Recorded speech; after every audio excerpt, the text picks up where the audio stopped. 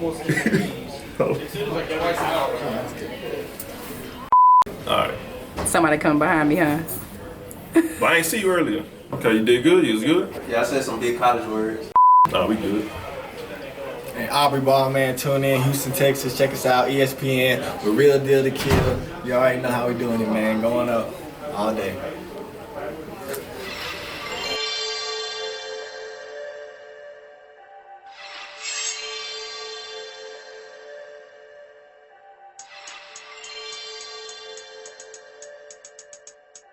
Real deal with say it with me, Tann. Akil. Y'all know what time it is. Say I missed you last show. I missed you last show. We had a good one. Shout out to Pass the Ball. They came through. That's the number one place to catch all women highlights for basketball. Oh, Pass the ball. Pass the ball. Shout out to Marissa and Valencia coming through. That was a good show. That was a good one. But this one, we got the Ball family cousin in here, the long distance cousin. Aubrey Ball's in the building. That's the long distance cousin of Lonzo, LaMelo, and LeVar. In the flesh.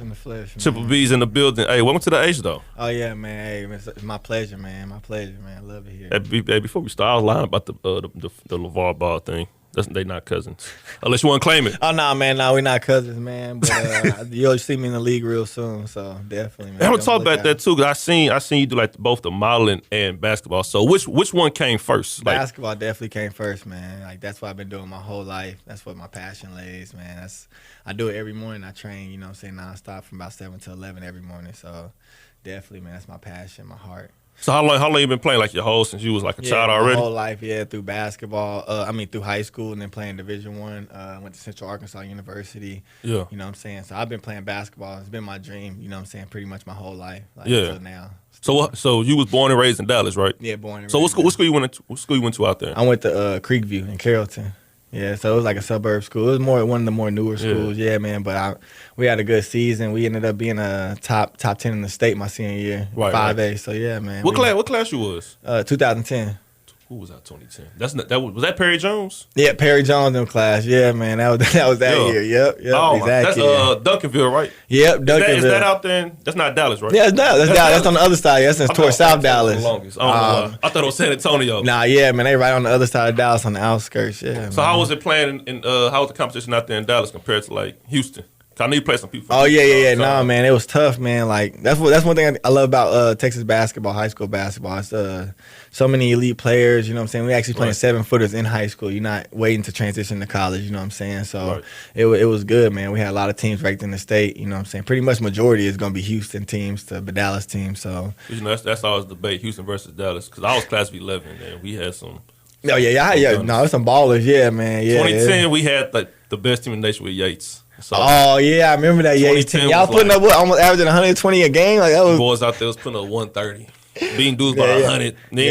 Nobody else belonged. I remember that. Yeah, y'all had Young. We had Joe Young, Snap. Well, I ain't go to Yates, but in Houston, that was the guy. Snap, Joe Young. In 2010, that class was crazy too. We had Bel Air High School. Bel Air, yeah, y'all had I still say that's the most disappointing team to not win a championship. They were stacked with talent, man, from big man to guards. I know y'all had Sheldon, right? Sheldon was there. Yeah. Toby, who passed that year. Rest in peace, yeah. Jamel. They had like 6 guys that was like top in the city. Ranked everything. 6 men was going D1. You know what I'm saying? Exactly, that's like Finlay Prep and Oak Hill type of things. Like them for players them not to go to state at least. Yeah, so I'm just like, they had a squad. They had a real squad in Houston. So what was the other offers you had besides Central Arkansas? I had University of North Texas, Central Connecticut, Boise State. What other teams I had? I had looks from like teams in the Big 12, Big East. You know what I'm saying? Yeah. But at that time, it was just me and my coach. You know what I mean? Like pretty much high school coach. So I was getting the back end of everything. I wasn't getting full details. You know what I'm saying? Besides the letters that I was getting. So what made you choose that one? On my visit, I really liked the coach a lot. Corliss Williamson, he was he won a championship at all 3 levels. So high school, state, college, NCAA, and then with the Pistons, he was 6th man of the year. That year they won, they made that run. So really, you know what I'm saying? Yeah, he really believed in me. He wanted me to play off the back as a freshman, and then you know what I'm saying, just he believed in the ultimate goal of me being an NBA player. So and then after Central Arkansas, you decided to go. Because right now you're not there right now, right? No. Yeah, I'm out of college. Yeah, that was probably But that was like 2-3 years ago, about 3 years ago. And then after that, you went. Did you try to go to the combine? Or what happened after See, that? because my senior year, man, the senior year before senior year started, Quillis announced that he was going to the NBA as a coach. Yeah, Okay. and it wasn't like right after our season. That's like prior to our school starting. So Right. then the new coach actually came in and literally didn't renew anybody's scholarship.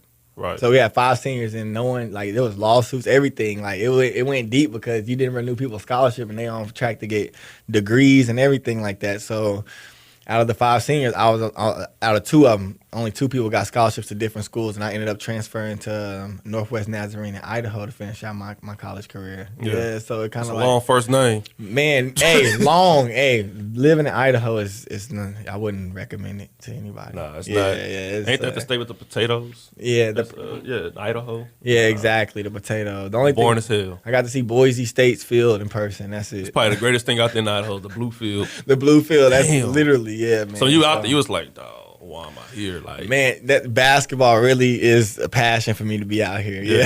How much you was putting up at that time when you was with them? What in Idaho? In Idaho? Yeah. Yeah, I was averaging about like 17 points and almost like 8 assists as a point guard. So That's damn near like equivalent to like 26 and 9 in NBA. Because 17 a game in college is like, that's damn near because hard. it's such a different game, like Right. between the speeds and the way they play, it's a big difference. I always compare it to like Westbrook. Westbrook killing with 38 triple doubles. He only averaged like 9 points a game, 8 Like, points a game in college. Barely in college. That's why it's so hard for y'all to really determine because Yeah. some players their game transfers over, but then some players who's killing in college, like Jimmy Fredette. He's Yeah. killing in college. He's shooting it from, and then he Yeah. goes to the league and What's the about the draft this year?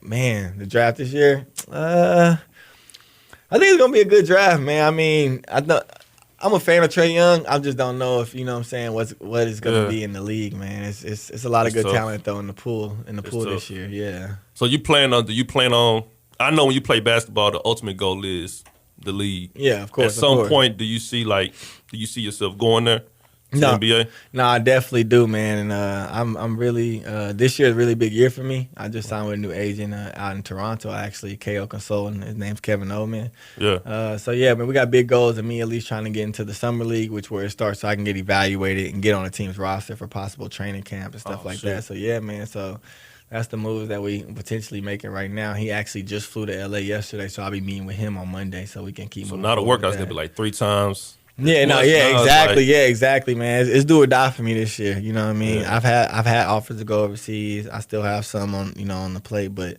You don't my want to do it, huh? Yeah, my overall goal is just to Yeah. I want to play NBA. See, I had a couple of guys on before. John Jordan. Okay, that yeah, played yeah, G tall, League yeah. dunk contest, and I had on Winston Shepard.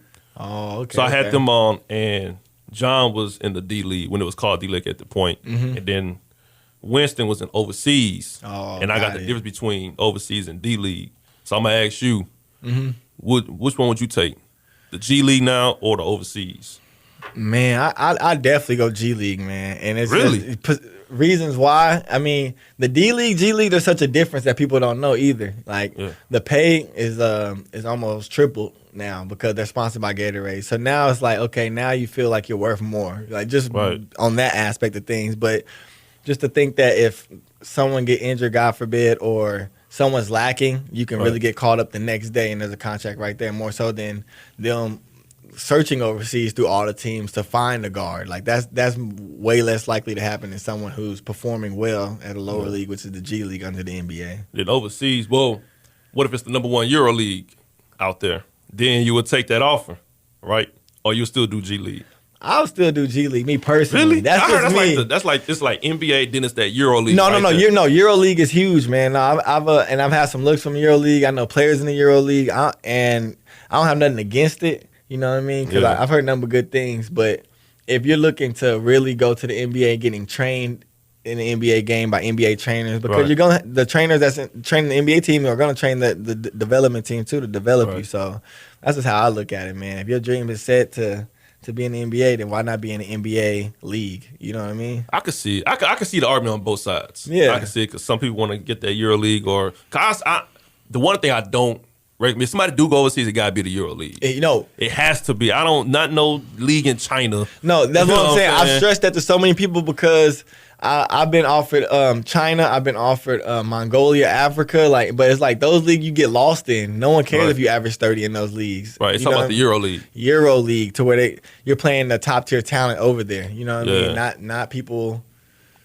who have not a prospect of an NBA in a way. Yeah, nobody's looking at them. It's like JUCOs and community colleges ball. Exactly. Like it's just not recommended on my for my being. So who you got in the playoffs? The playoffs, man. And you know what? I'm a LeBron guy, man. There you go. But there you say it. Yeah, I ain't gonna lie. Look. I'm a LeBron fan, man. Don't let me down. Don't let me down. But yeah, right now, man, him being down two games, man. He come back, dog. We seen 3-1. I know. Hey, that does have me motivated. To a 73-win team. Hey, I'm zero concern. Yeah, right. You believe in it. Yeah. With Kevin Love, I'm good. You gotta believe in them, yeah. Man, Boston's all right. That's a cute story. Yeah, you know what I'm saying. Right. Yeah, I don't see them, especially without no star power. Like, nah, they're not gonna fully knock off LeBron. Nah, they did what they're supposed to do. Whole serve at home. People hype it all. Yeah, cool. Hey, y'all got the ratings. Though. They cold. Brad Stevens is the second best coach. Man, he making a name for himself because to do that with the team he has is remarkable. So then but LeBron still got to go home Saturday.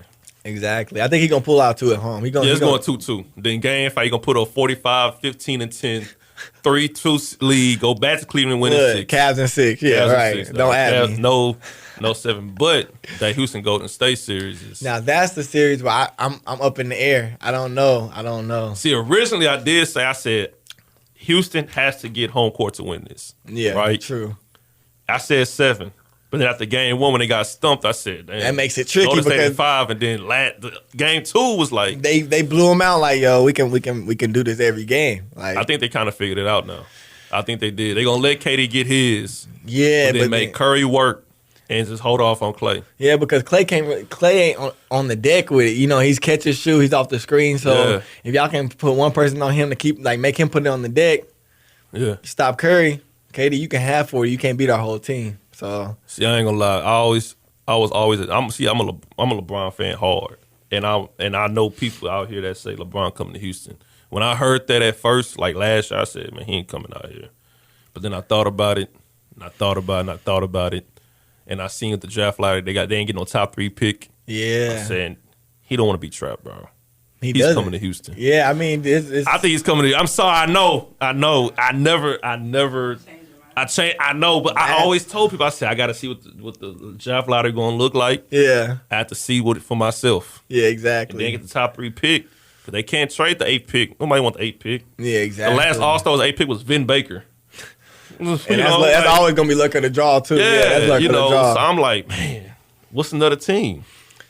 The only other team I could possibly think would be the Sixers, man. That's only because of the relationship he has with Ben Simmons and Ben Simmons being in the same agency with him. Right. He's compared to him as his game. So,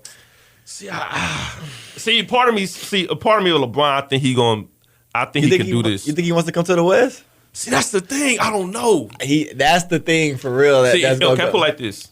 If Houston gets crushed by Golden State, get crushed the next 3 games, Houston would need LeBron because he don't want to go nowhere. If it's like KD, he gonna go and just join a team that's already winning. Yeah, exactly. Yeah, he wouldn't do nothing. If Houston wins, he's not gonna come here. Yeah, he's good. Yeah, but he's needed if they lose. That's how I look at it. Yeah, but if it's Houston and Cleveland the championship, he better not go to Houston. Nah, man. Because I ain't gonna lie, that made me feel the way about KD when he did that. It's just I always thought he was a great player, but it's just you ever went out to a bar and you try to talk to a girl and then her friend keep cock blocking? Oh my That's God. KD. Why are you here? Why are you in this presence? Yeah, why are you here? You don't belong. You don't belong. You ever watch the games with Golden State? You just look at KD. Bro, KD, you look funny in the jersey sometimes. I'm like, that's KD. It don't even look real. Dog, why are you here? Why are you here? That's why. That's the 4 words I say every time I watch them score. Why are you here? This isn't. Yeah, you don't fit. Yeah, let me just play with y'all guys. I want to join the crew. It really was you know what? However I gotta fit in. If y'all want me, just bro. That's my boy Westbrook, dog. Come on, man. I think he's too much of an alpha male. KD couldn't handle that, man. KD wasn't mentally tough enough to play. He could have went home to DC. Should have went home to Wizards. Yeah, I think that would have been a good team too. Him, Bill Wall, But yeah, he did some phony stuff. Man. So now, I want to know this. Where did this modeling come from, though? Oh, yeah. How did that start? Like, what was the beginning of that?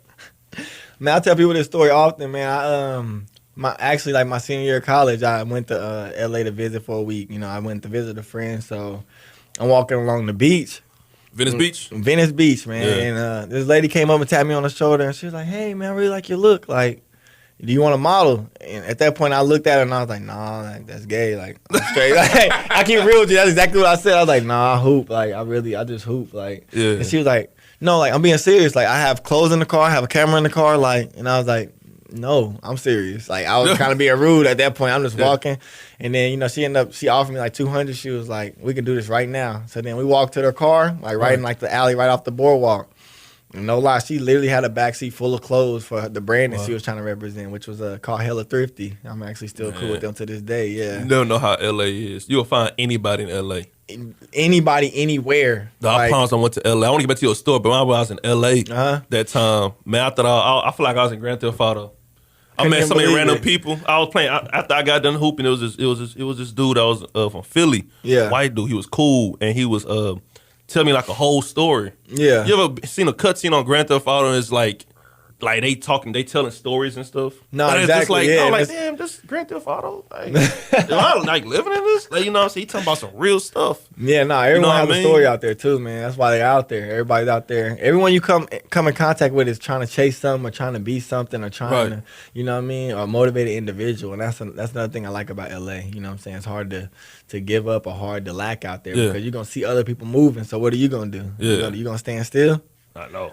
So after you took the pictures with the lady, you posted it on the gram, and then like, was that the first time like your gram started like popping after that? No.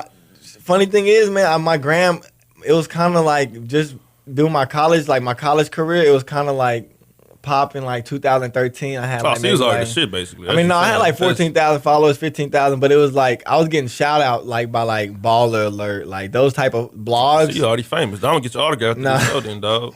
Nah, man, I wouldn't say nothing like that. It was just, man, I had a funny reaction, man, from people when I posted my modeling pictures because I had on the male side, it was like nothing but basketball players. So people I played in college or people who watched my basketball clips that were on Instagram or something like that, and they was like, model, ? Or they under my pictures like, are you serious? LOL. And it's like, I mean, it didn't bother me none because, I mean, it's funny today. It's the same people, you know what I'm saying, like asking me like, man, I've been thinking about it. And it's like, I kind of got that DM still from when it was the LOL or it was kind of funny to you. Yeah, man. So, but after I posted that, man, I just kept rolling with it, man. So when you was out there on Venice Beach that time, was you living out there already, or you was just No, that was my college spring break, my senior year. So after that, that's when you moved out there? No.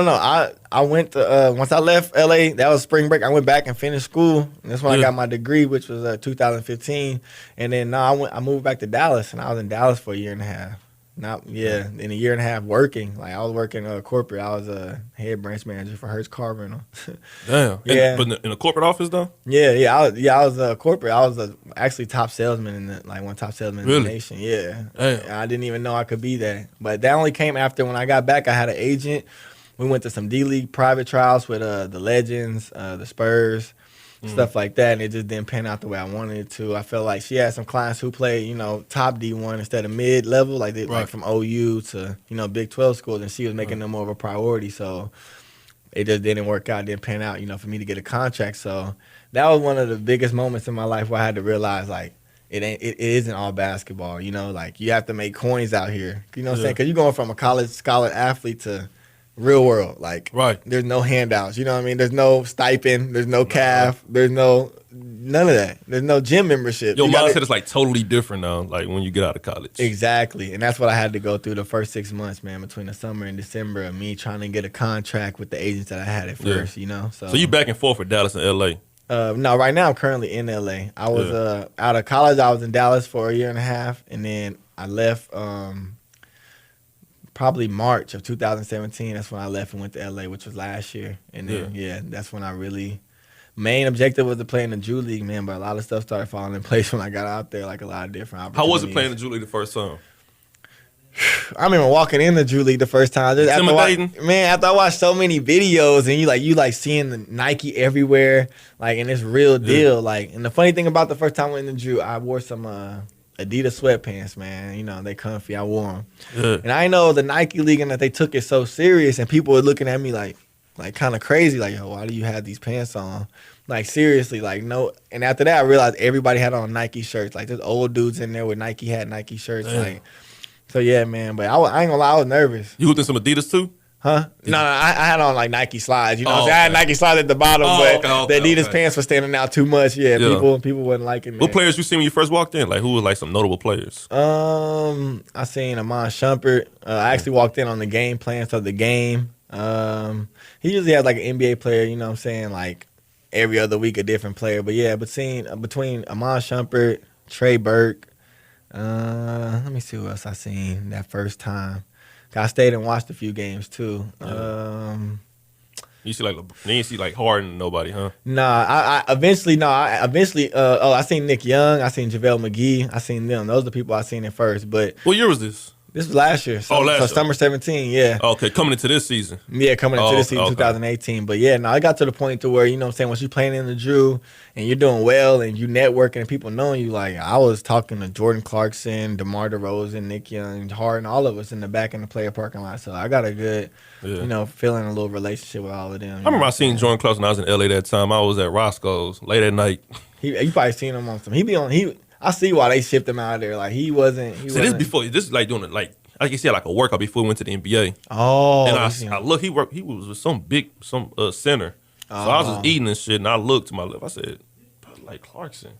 And they really be out there just living their life. You probably like, no way. And it's like, no, he's probably getting them something to eat too. Like, it's everybody's out there. So. See, first time in LA, it's like, damn, you going to see, y'all, it's regular.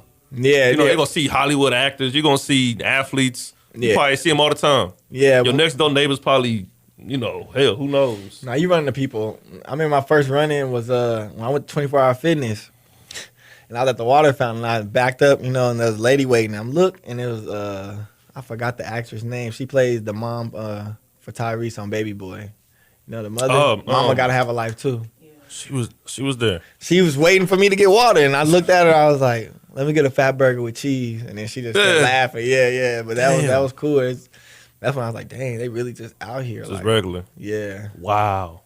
That is crazy. Between that whole Hollywood area, man, there's a lot of stars that live there between Hollywood and the Valley. So you like in the heart? So you live like right in the heart of LA? Yeah, like right there between downtown and Hollywood. Just because of the work that I do, it's like if you're shooting, you're going downtown. If you got a casting or audition, you're going to Hollywood. So it's like it's already living there. It's still 30 minutes to get there. So it's like if you go anywhere further out, an hour to get to where you got to go is.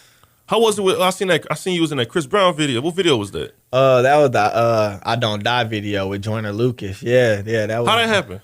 Man, it's a funny story how that happened. Because I was actually out here in Dallas from December to February. I just took some time off, get my mind right and stuff like that. So I went back out there. And my first week out there, I got an email and the guy was like, "Hey, I like your look. Would you want to be in a video?" But I can't disclose who the artist is. And that was like Tuesday. And I was like, yeah, I don't mind. Like, whatever. Like, you know what I'm saying? Yeah. So in your head, you think like that, who the hell the artist is? Yeah, I don't even know. Because, like, sometimes I wasn't in the music videos, man. Because, like, you'll just get stuffed in the back and I just pay you and, like, no one want to talk to you. Like, yo, get here. Like, it's not, you know what I mean? But I was like, man, I just got to LA. So I'm just trying to keep getting my work, you know what I mean? Yeah. And then the day of, I pull up and then that's when you see the Chris Brown flyers everywhere when you go there. And I'm like, oh, this is a CB video. Like. Damn. It's lit. Like, it's lit, yeah. So what had you doing in the video? What was your role in it? Just yeah, well, the role is they was in jail, you know what I'm saying? It's pretty much like they don't die. So like they try to electrocute them, they didn't die. So the role as an inmate was, you know what I'm saying, once they came outside, I was just pretty much in the main group of the guys, you know what I'm saying, bumping the music, getting live to the music. Yeah. It's just funny how it happened because when we first did the first take, they wanted us to act natural, and I guess I was the only person to the directors who felt like they was like, yo, he's the only one who looks natural, like he belongs right here. Yeah. So then Chris was like, just have him come right here. Yeah. And I was like pretty much right there next to him. You had a conversation with him? Yeah. After when they kept cutting it, yeah, man, I got the converse with him, chop it up with him and Joyner. So yeah, it It was cool. And I seen you in that G-Eazy, huh? That, Oh, yeah, that G-Eazy. I did. The funny thing about that one is that one actually got released quick because we only did that maybe a week and a half, 2 weeks ago, and they already put it out. And that was in L.A. too? Yeah, that was in L.A. Yep, I got that too. And it's almost on the same way that someone reached out to me. You know what I'm saying? But they were looking for an expert ball handler. That's what it was. They were looking for a good basketball dribbler. Yeah, and a lot of people added the casting on the page, kept adding my name. So then they reached out, and you know what I'm saying? I did a lot of clips from 2-ball dribbling, and then we got to play like for real while they was rapping. So yeah. So if the model thing like, gets bigger and bigger, would you do that and be like, man, I might not go to the NBA no more? There's no point now. Nah, I could never do that. I could. Can't put the ball down, huh? The reason why I feel like it kind of intertwines too in a way is because I have to stay physically fit. So me lifting weights and playing basketball and staying conditioned and keeping my body right is only helping my model aspect of me being built or me, you know what I'm saying, my image. So I feel like it goes hand in hand because it's like I always tell people if I didn't go play pro or if I wasn't a professional now, I probably would still go play ball for fun. Like it's enjoyment to me. So, but I'd put that ball down my damn self. Man, I'm not gonna lie. I've had people come to me like, bro, put the ball down. Like I get it, you're good, but bro, like you can. I'm like, no, I won't do it. Like I got a chip on my shoulder. Like I had too many people in college telling me I'm a pro basketball player. I had NBA coaches telling me that I was one of the best. And you're a point guard, huh? Yeah, point guard. You know it's point guard heavy, nah. It's heavy. Yeah, it is. It is. I can't lie. It's heavy. Every team in the NBA has a guess what? Like your worst night in the NBA is Kemba Walker. So it's like exactly. That's something to think about when you think about the NBA. That's hard. Yeah, it is. So it's not gonna be like one day like that. You know what? I'm making like I don't know how much models make or whatever, but like shit, what $100K a year, you know, whatever it is. You be like, damn, this is some good money. Nah, you don't get a lot of offers here.